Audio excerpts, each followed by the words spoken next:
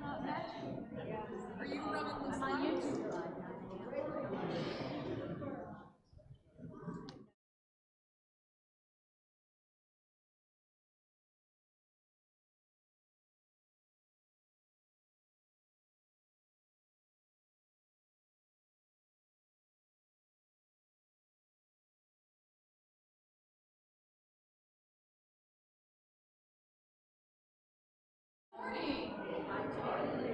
Good morning and welcome to First Unitarian Universalist Church at Nashville. Good morning, my name is Browne, my pronouns are she, her, hers, and I'm very pleased to be your director of music ministries. I'd like to invite you to join us in singing this morning with hymn number 114 in the gray hymnal, Forward Through the Ages, hymn number 114. Please rise in body and spirit while prepare to join us in singing.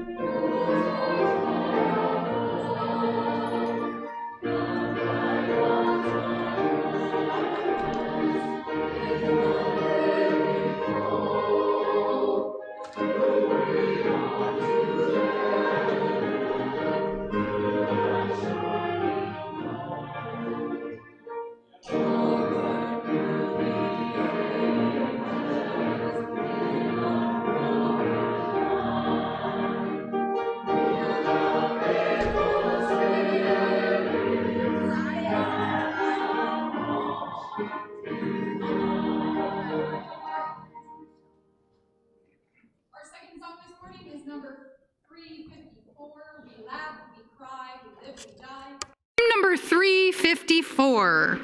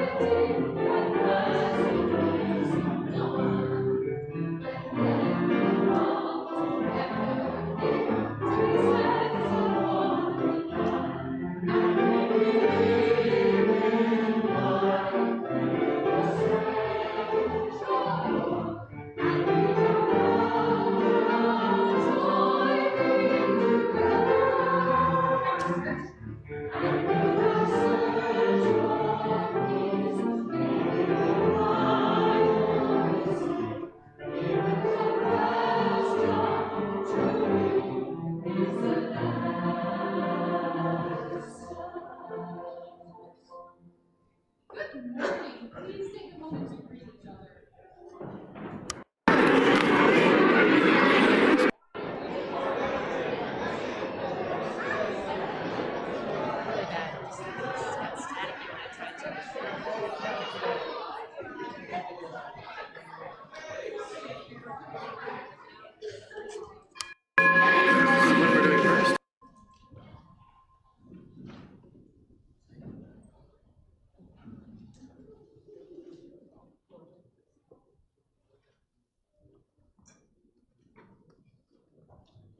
As we kindle this flame, may it spark in each of us connection and commitment to this living tradition and to each other. I'd like to invite you to join your hearts and minds in the spirit of worship with these words by Angela Ferrara. Don't leave your broken heart at the door. Bring it to the altar of life. Don't leave your anger behind. It has high standards and the world needs vision. Bring them with you, and your joy and your passion. Bring your loving and your conviction. Bring your need for healing and your powers to heal. There is work to do, and you have all that you need to do it right here in this room.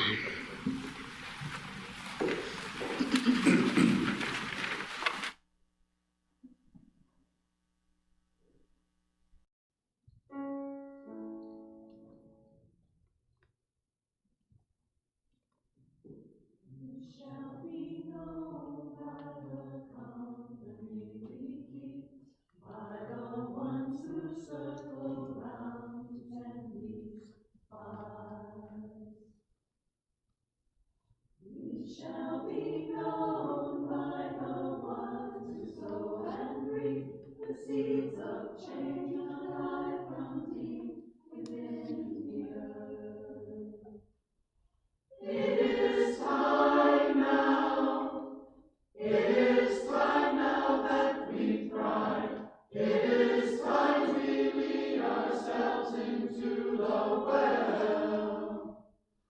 It is time now, and what a time to be alive. In this great turning we shall learn to lead in love. In this great turning we shall learn to lead in love. We shall be known by the company we keep, by the ones who circle round to tend these fires. We shall be known by the ones who sow and reap the seeds of change alive from deep within the earth. It is time now. It is time now that we thrive. It is time we lead ourselves into the well. It is time now, and what a time to be alive. In this great turning we shall learn to lead in love. In this great turning we shall learn to lead in love. It is time now. It is time now that we thrive. It is time we lead ourselves into the well. It is time now, and what a time to be alive. In this great turning we shall learn to lead in love. In this great turning we shall learn to lead in love.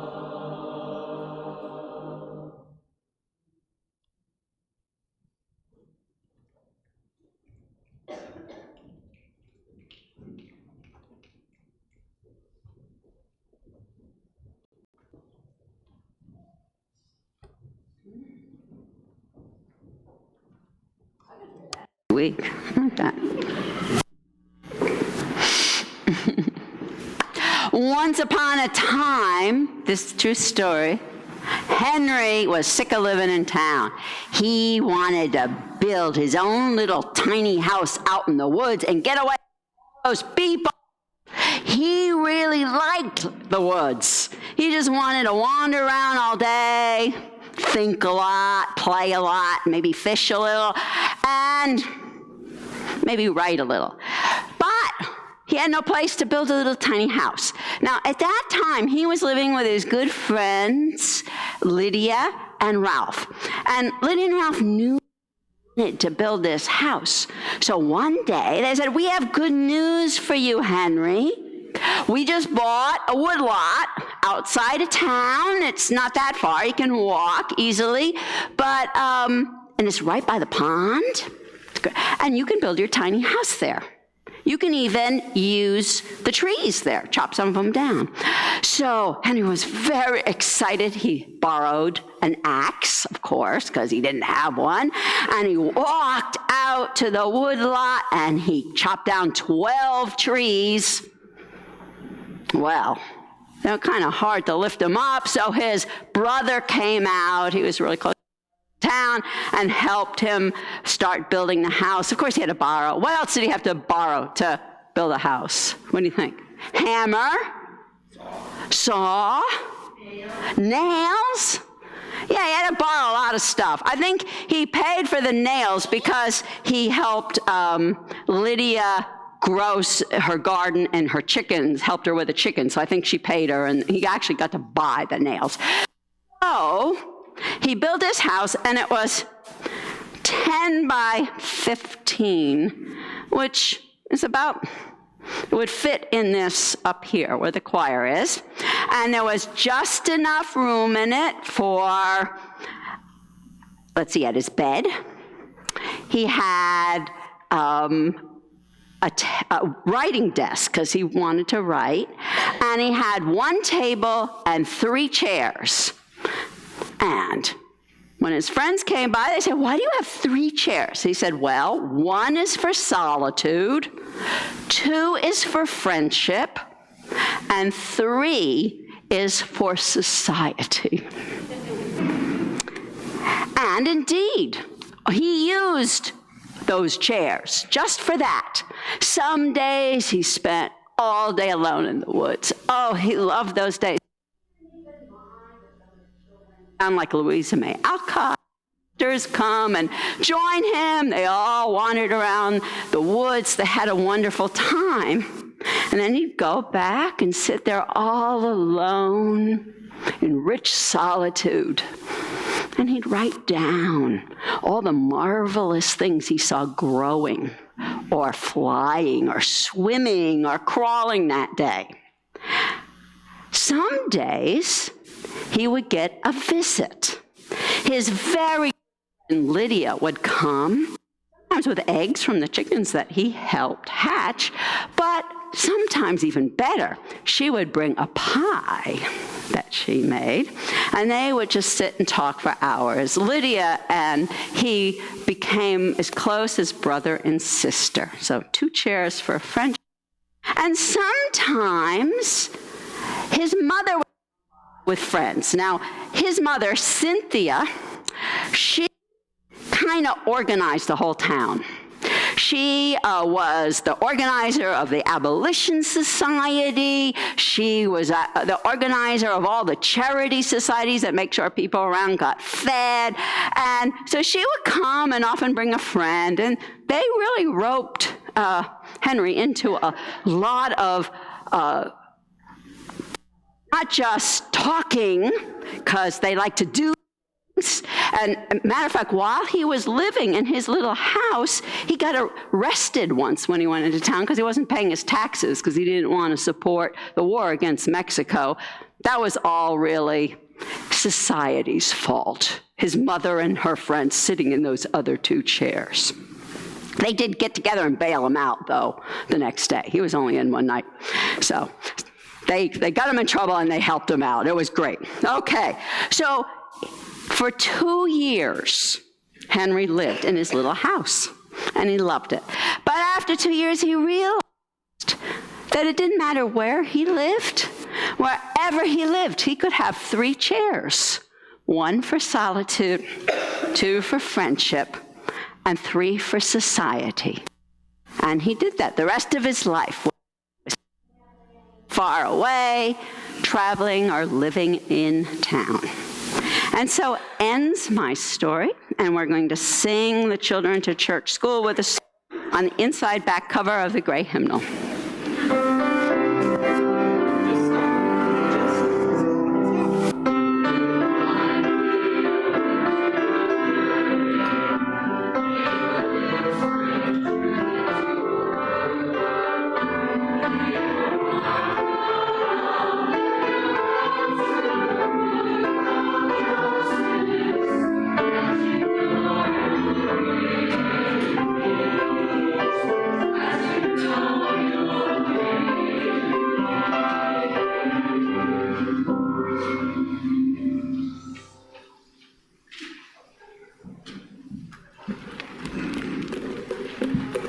Good morning. I'm Gail Spar, and I am a worship associate and a member of both the leadership development and the larger faith teams. It's my pleasure to welcome you here in the sanctuary and those of you joining us online at home this morning. In order to reach a wider community than those able to be physically present on Sunday mornings, our services are live streamed on YouTube and Facebook. Joys and concerns are not live streamed or recorded. And before I continue, let me remind you to silence your cell phones. As Unitarian Universalists, our spiritual paths vary, but in this congregation, we have made a covenant together. We affirm our interdependence, celebrate our differences, and work for justice. We are a welcoming congregation, and we deepen our relationships as we serve our congregation's mission to create community, nurture spiritual growth, and act on our values in the broader world, guided by reason and compassion. I want to extend a special welcome to visitors worshiping with us this morning. We ask you to wear the paper name tags because it helps us recognize you as someone we'd like to meet. If you're seeking a spiritual home, we hope you may find it here. Whether you are new to Unitarian Universalism or visiting from another UU congregation, we invite you to stop by the welcome table after the service to have questions answered. All are welcome to attend our church, and people become members of this congregation by signing the membership book and supporting the church with their time and finances. If you're considering joining the church, please talk to our minister, Gail Seavey. Following the service, we hope everyone will enjoy coffee and fellowship in the social hall. You'll also find information there about current opportunities for engagement and reflection. There are many announcements in the weekly bulletin, which I hope you'll take home and read, and I have one more that I'd like to point out. Next Sunday is the last day to donate to the Trans-Affirming Collective Underwear Drive for Launchpad. We're looking for new boxer briefs in all sizes. A donation box is at the social justice table. Thank you for your generosity, and thank you all.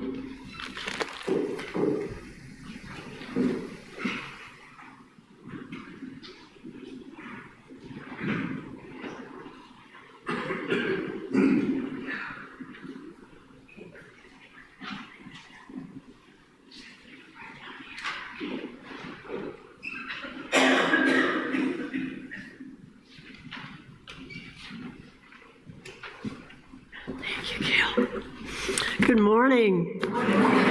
My name is Chris Hagan, and I am a member, I've been a member of this First UU Church in Nashville since 2007. And I have to tell you, the first time I walked in that front door, I felt at home.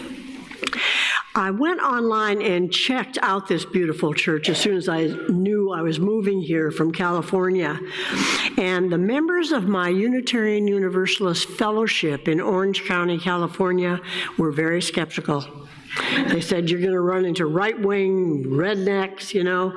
Well, none of that happened. And the people in the congregation of the Long Beach church where I went every week, they were more friendly. And they said there was a group of them from that church who went to general assemblies practically every year. And they said, you know, there's one person you should talk to, and that's Ginger Browne. Is Ginger Browne here this morning? Oh, there she is. Thank you. Let's hear it for Ginger Browne. That was at the time when Ginger was president of the association or the congregation, and she was indeed very much involved in everything. So she was the person to talk to, and I got a lot of advice from her, and she has been my friend and my advisor ever since. Another early friend was Jeff Stein. Is Jeff Stein here this morning? Well, anyhow, I was coming in one of the first Sundays I had driven up here from Franklin, and I was walking in this slanted driveway that's very uneven, and Jeff introduced himself to me, and he told me who he was and everything, and it just made me feel so good. So I've never forgotten that gesture of friendship. But as I said, the minute I walked in that front door, I felt at home. And greeting people when they first get here is one of the things I do the best and enjoy it the most. And that's my sharing ministry. And so you will probably see me the first Sunday of every month at the door greeting people, regular people and newcomers especially.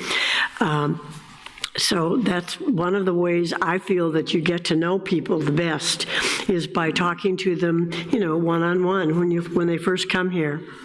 Having a visiting steward visit you is also a very good way to get to know people and to get to feel like one of the congregation. So I hope you will take that opportunity and get a one-on-one relationship with someone in the congregation. That's very helpful. And of course, the greatest way is to pledge. And I like to do it the old-fashioned way. I write a check every month. And if I had one wish, I'll let you in on a secret. If I had one wish, it would be that my income were larger, because if it were, I would pledge more. So thank you.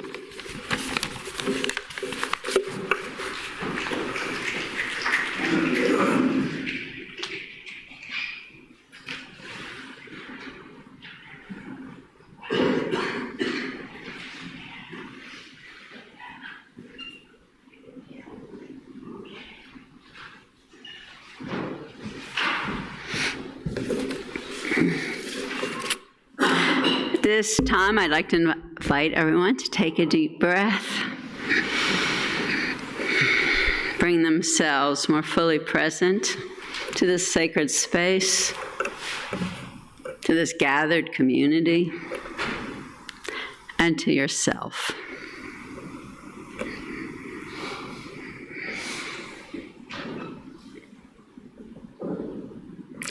As you become more fully present to yourself, you may become more aware of those moments that you bring here with you, especially those moments that have struck your spirit at its heart.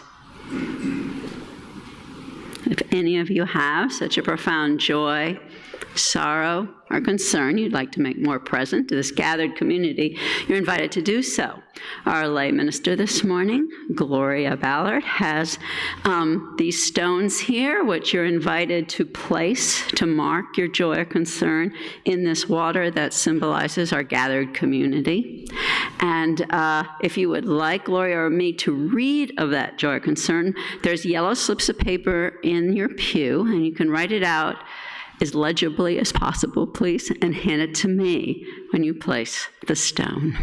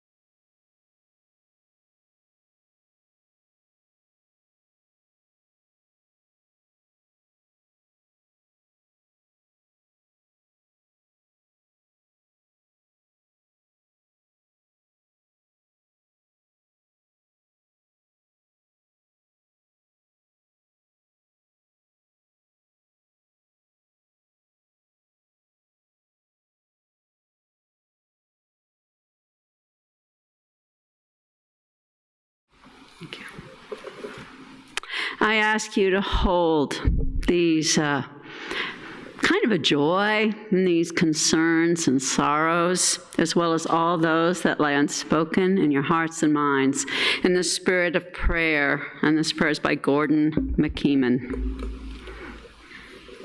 Spirit of life and love, ministry is all that we do together.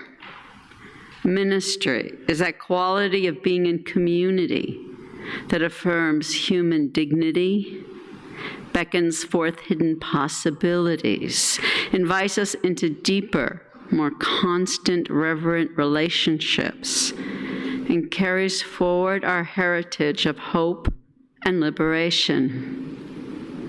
Ministry is what we do together as we celebrate triumphs of our human spirit, miracles of birth and life, wonders of devotion and sacrifice.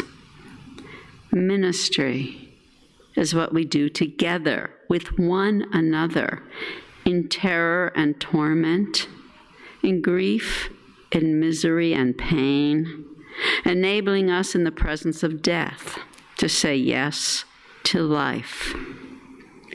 We who minister to one another speak and live the best we know with full knowledge that it is never quite enough. And yet we are reassured by lostness found, fragments reunited, wounds healed, and joy shared. Ministry is what we do together. Blessed be, and amen.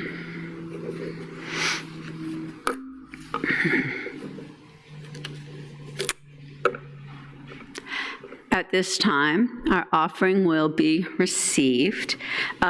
As some of you know, we share our plate, one half of the cash that you donate to mission outside of our church walls that supports our own. This month, we are sharing the plate with Habitat for Humanity. Last night we actually had a big fundraiser for Habitat for Humanity because every year all of these funds will be going to our Habitat build that we do in September to build the house. So every penny that you put in goes to helping house a family that will then be able to build equity in a town in which they are already paying more for their rent than for a home. And I want to just thank you so much for your ongoing generosity. If you want to give online, there's instructions both in your order of service and there are instructions on the website at firstunash.org. Thank you.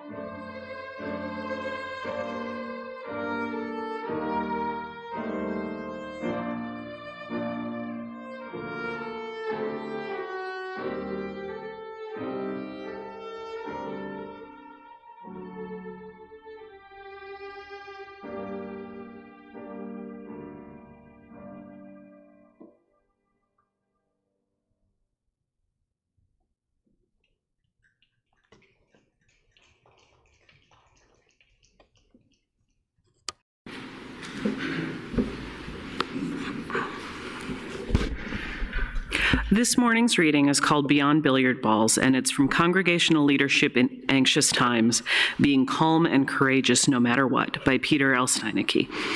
Isaac Newton believed that atoms were the smallest bits of matter. They were conceived to be solid, impenetrable elements. Each atom occupied its own space. No atom could get inside another atom. No atom could be reduced to anything smaller. He also contended that all atoms obeyed the same laws. Newton's world was fixed and predictable. To explain the principles of Newtonian physics, teachers often use the example of billiard balls. They bump into each other, suffer collision, but they cannot connect. They are wholly impervious to one another. Billiard balls knock into each other, but they don't meet. Like Newton's atoms, the balls are separate, compacted masses, always operating according to ironclad laws. Newton's atomistic model extended beyond physics. It became a paradigm for thinking about society. Individuals were considered to be the atoms of society, and immutable principles and institutions were the means to keep the separate parts intact. According to this viewpoint, people bump into each other like billiard balls, but they don't meet, relate, or commune. Western medicine has thought atomistically, breaking life into small, isolated parts. Physicians may regard the body as a collection of separate elements. Medical specialists will attend to one body part or section. Western education followed the Newtonian approach, dividing knowledge into discrete parts: reading, writing, and arithmetic. Students would major in a special field to become an expert in one part of knowledge. Interdisciplinary studies are still rare. About 100 years ago, quantum physics emerged as the primary model of the physical world. Only recently has it spread into some common ways of thinking. Quantum physics, in contrast to Newton's physics, contends that there is no world composed of solid individual parts unaffected by or unrelated to one another.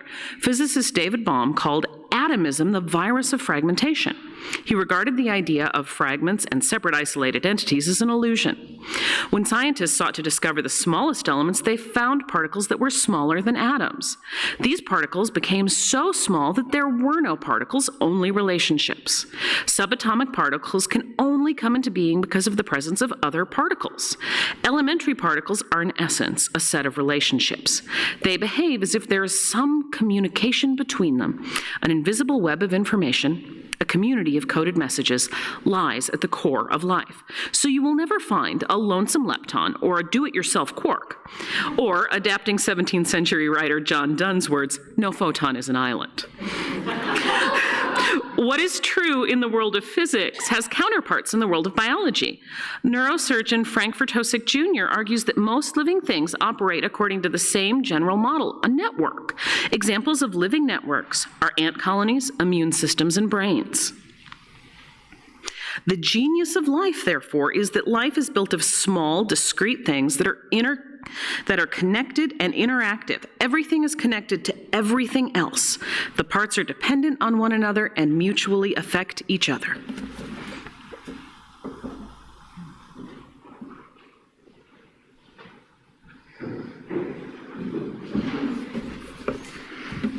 I'd like to invite you to sing a chant from our gray hymnal number 402. If you're familiar with it, put the book down. From you I receive, to you I give, together we share, and from this we live.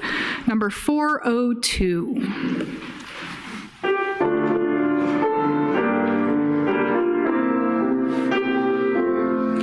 From you I receive, to you I give, together we share, and from this we live.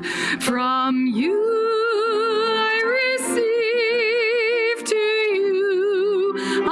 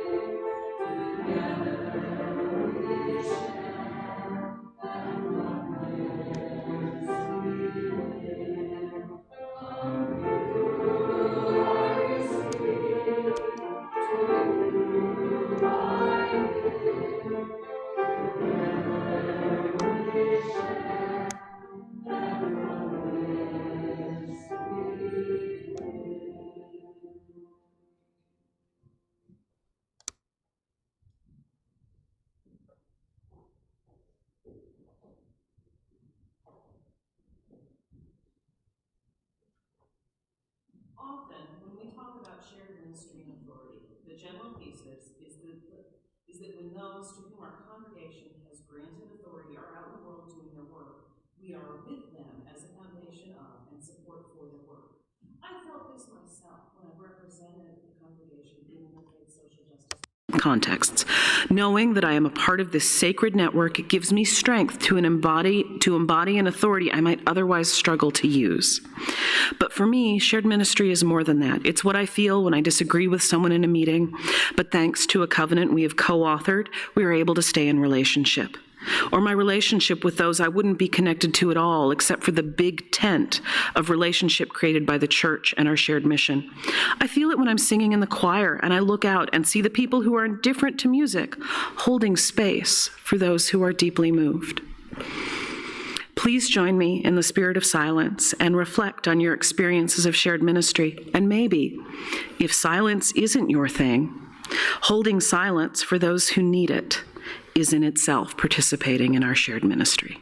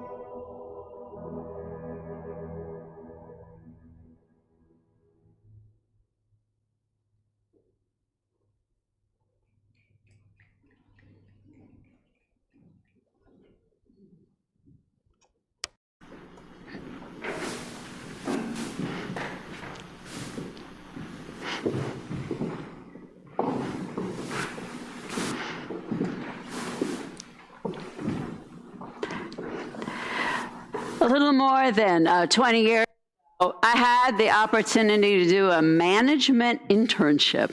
It was during my very first sabbatical at Lucent Bell Labs. Very huge, giant company in those days.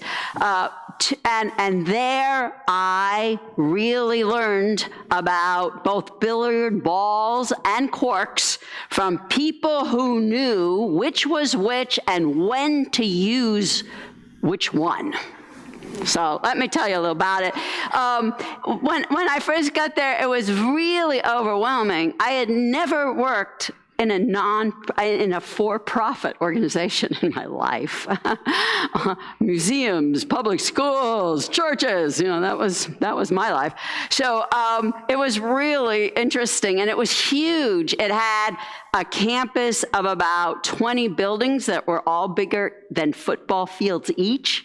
And so you'd have a floor bigger than a football field, and you'd be walking down these long, straight aisles with just all lined up in perfect order, doors on either side. It was a different world. But what was the same about it as any place I'd ever worked was there were all different kinds of people learning to work together to meet their mission, to get done what they were there to get done. And the HR, the Human Relations Department that I was doing the internship with, they were very into Myers-Briggs, a personality test personality typology that actually we talked about a couple of weeks ago because it's been used to identify different people's spiritual journeys. And I want to get back to that at the end of the sermon. But how we used it there was there were the sensate thinking types of people who that's what they preferred, and so they preferred dealing with concrete reality, and they preferred, and they were thinking, they preferred to think things through, and they were the people that really ran the place, and they knew, they treated everything like billiard balls, but in the best way. Some of those people were mechanical engineers. There were a lot of mechanical engineers there, or civil engineers, of concrete engineering, that really figured out how stresses and stuff worked. But they also were mostly the administrators of the place, because they understood how to get everything in order, policies, procedures, how to get everything working smoothly. And helped with the kind of almost the laws, the mechanical laws of that. And those were the people that were loyal to the business. Some of those people had worked there 20, 30, 40 years. And it was because that was their identity. They were loyal. They identified with that business. And then there were the sensate feeling people. So they were just as concrete, but they were more into quantum theory, everything is relationship. And they also help keep things going in every way throughout the organization, but their loyalty was to serving the people there so that they could do their work, making things easier for them. Some of them were managers, but you really could find people smoothing the way everywhere in the whole huge organizations where hundreds of thousands of people worked. And then there were the intuitive thinkers. Now, the intuitive thinkers, they like to think big. And the intuitive means that they really like to think big, think to the future, see the big picture. They were searching for the truth, and it's not surprising that a lot of them were in the research laboratories. Huge Bell Labs had huge research laboratories that were Nobel Prize winners, and they were loyal to one thing: finding the big truth. They understood, but they thought that the research scientists who were the thinkers, they thought more like billiard balls. They wanted to find these laws where everything fit together. And that's how they thought of it. And then there were the intuitive feeling people. Almost every single person in HR was intuitive feeling. And they were into quantum physics and David Bohm just as much as the scientists were. David Bohm, when he talked about relationships coming out of unfolding from the wholeness, he also taught how people could use that in their research work, how they could get along. He called it dialogue. Now, that's a common word, but was he contrasted dialogue with discussion or argument or debate.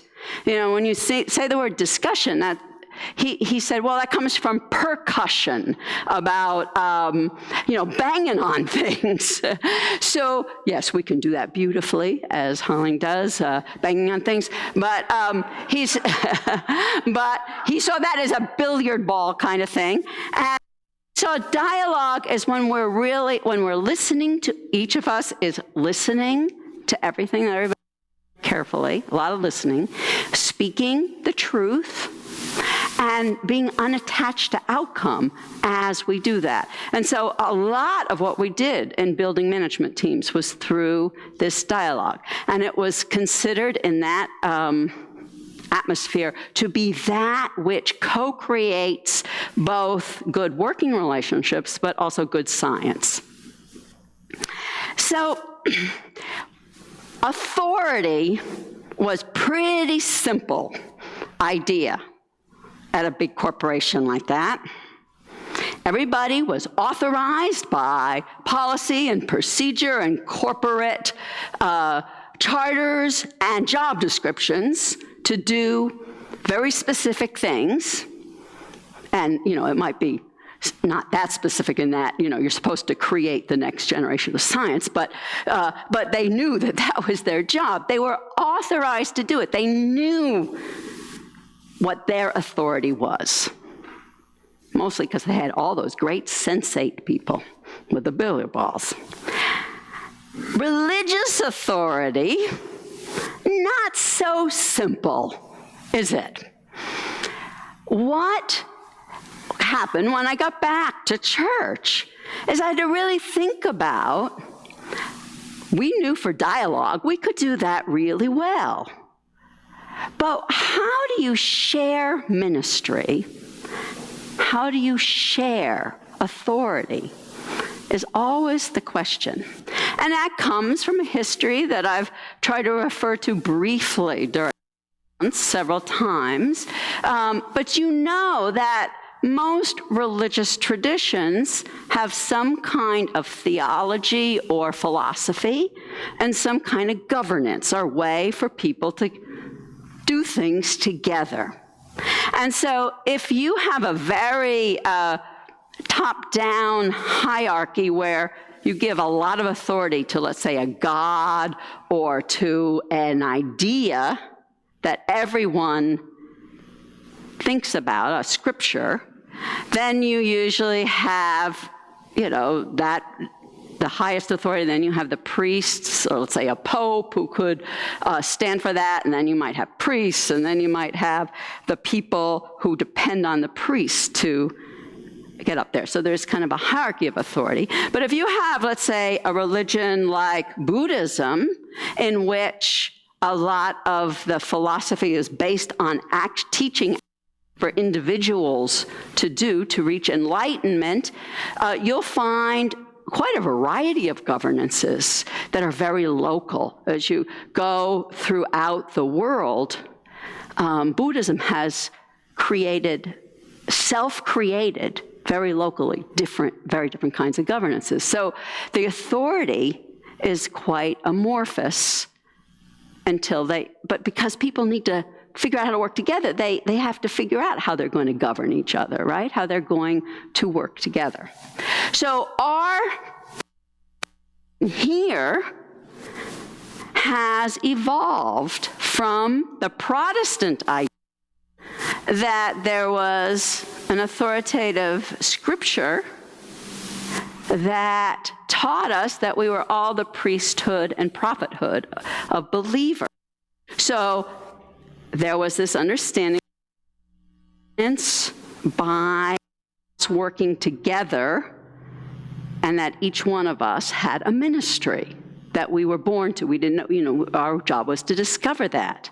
Now, as we became post-Christian, which I was talking about when I talked about Henry and Lydia and Ralph, that was Henry David Thoreau, Ralph Waldo Emerson, Lydia Emerson, Cynthia Thoreau. So that generation of transcendentalists were part of the movement moving us towards being post-Christian, where we were non-creedal. And so as non-creedal people, we have a slightly different philosophy, but the way we govern hasn't changed that much. We would just say that instead of that we're the priesthood and prophethood of all believers, that we're the shared ministry of all in covenant. Okay, we're the shared ministry of all in covenant. So we still have the one chair of Thoreau. In solitary, we have that personal authority to work on our theology, our philosophy, comes from our experience, our conscience, our inner life. And yet, we're social beings. We don't know everything about everything ourselves. And so we need the three chairs of society. And we work on our covenants together. Our covenants are local, and if they're national, it's every local congregation has input into it and shapes it. And if we don't like it, we change it, right? And so we self-govern with the three chairs, and that's an authority that we have. And then we have the authority of our own personal thing. So I almost think of that one chair as our throne. We're the ruler of our own soul. And the three chairs is our society, our covenant. So, last week, I saw this in motion, 53 different people, it's 3 different workshops on Sunday afternoon and Monday, came to a training here on how to do a person-to-person, every individual member gets to talk to another member, stewardship drive, visiting stewards, people who are going to connect so that we all can connect with one another. So that's kind of I'm thinking of it as the 2-chair time, March. We're going to do a lot of 2-chair, building one-on-one friendships, okay? But what I saw there, even though everybody was working together, they were accepting this ministry for a month, that they were going to do this ministry, that they all were there for different reasons, different motivations. They were all getting different things out of it. It was so interesting. There were the people who actually were there because stewardship is the most important thing to them. And they're the SFs.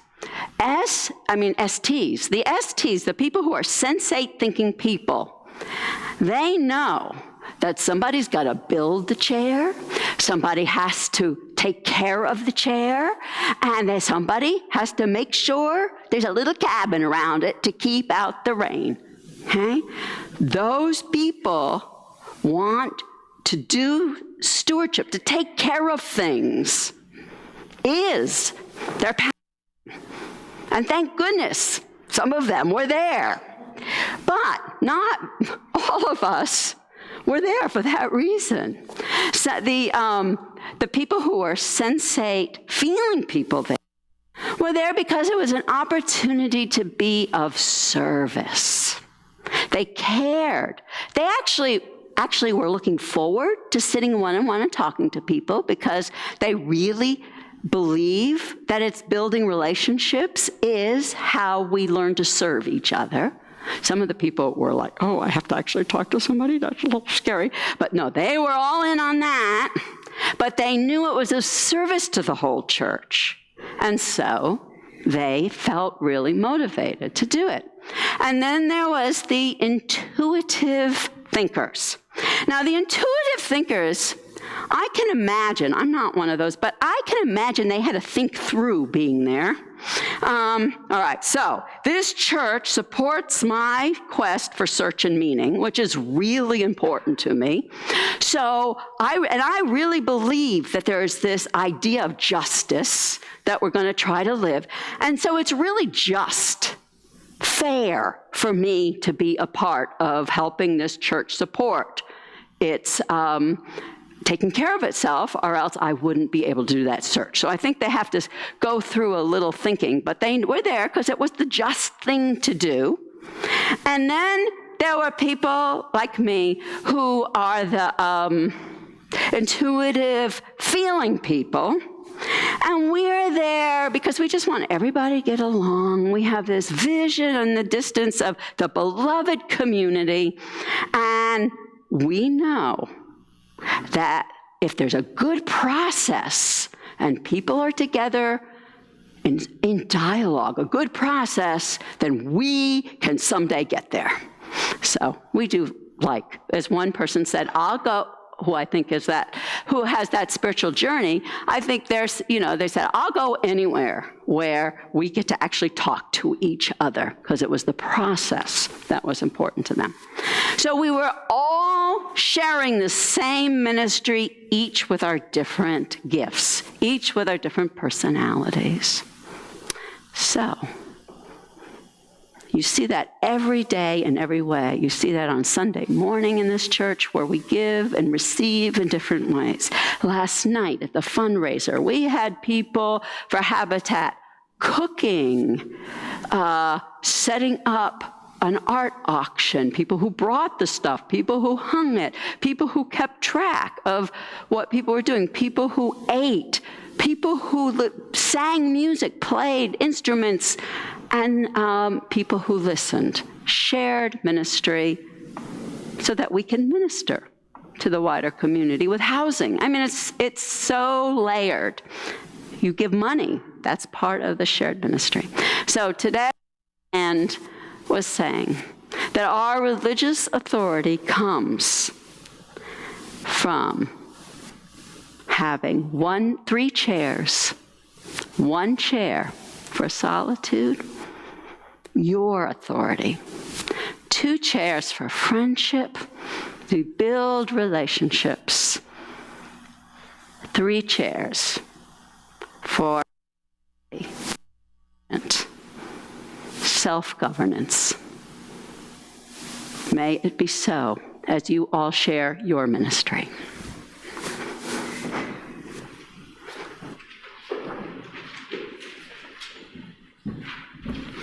I'd like to invite you to rise in body or in spirit and join us in singing our closing hymn in the turquoise hymnal, number 1028, The Fire of Commitment, hymn number 1028.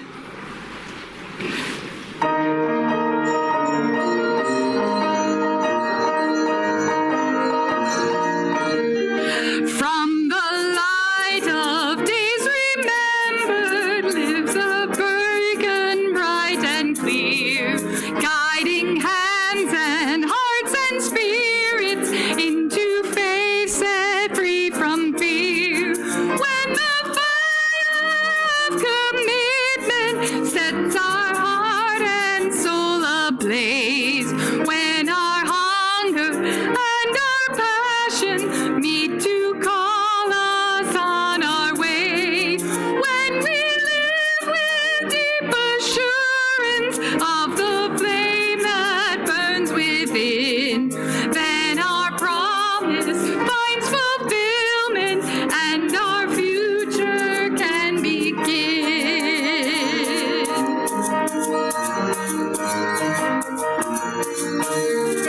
From the stories of our living rings a song both brave and free, calling pilgrims still to witness to the life of liberty. When the fire of commitment sets our mind and soul ablaze, and our hunger and our passion meet to call us on our way, when we live with deep assurance of the flame that burns within, then our promise finds fulfillment and our future can begin.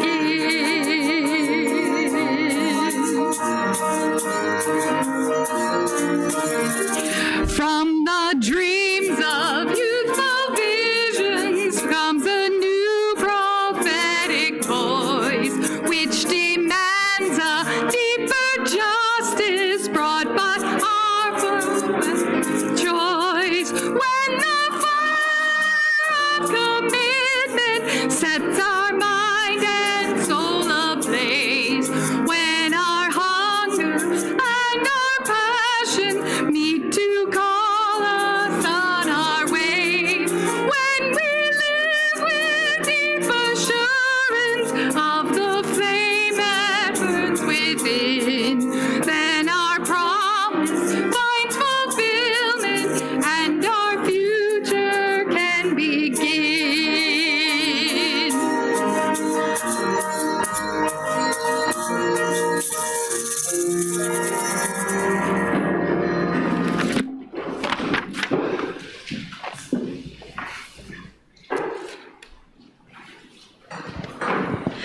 The words to the chalice extinguishing are at the bottom of your order of service. Please join with me. We extinguish this flame, but not the light of truth, the warmth of community, or the fire of commitment. These we carry in our hearts until we are together again. We who minister speak and live the best we know with full knowledge that it is never quite enough. And yet we are reassured by lostness found, fragments reunited, wounds healed, and joy shared. Ministry is what we all do together. This service is over. Let our service begin again, renewed.